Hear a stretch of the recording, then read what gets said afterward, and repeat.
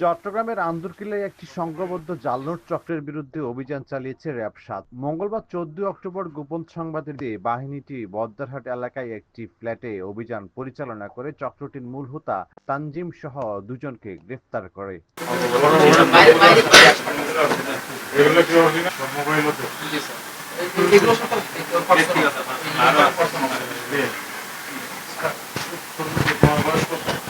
অভিযানে প্রায় ২০ কোটি টাকার জাল নোট উদ্ধার করা হয়। এর মধ্যে বাংলাদেশি টাকার পাশাপাশি মার্কিন ডলার ও ইউরোর নোট রয়েছে। র্যাব সূত্রে জানা গেছে, এসব জাল নোট আন্দরকিল্লার একটি প্রেসে ছাপানো হতো এবং পরবর্তীতে অনলাইনে বিক্রি করা হতো। উদ্ধারকৃত নোটের একটি বড় অংশ বাকলিয়া এলাকায় মজুত রাখা হয়েছিল।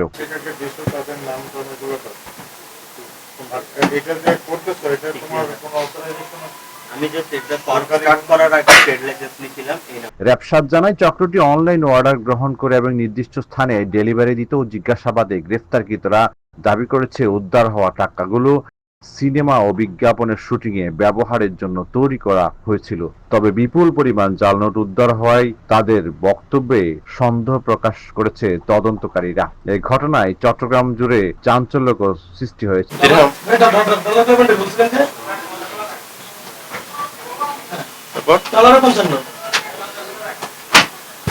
র্যাব জানিয়েছে, চক্রটির সঙ্গে আরো কয়েকজন জড়িত থাকতে পারে। তাদের শনাক্ত গ্রেফতারের জন্য অভিযান অব্যাহত রয়েছে।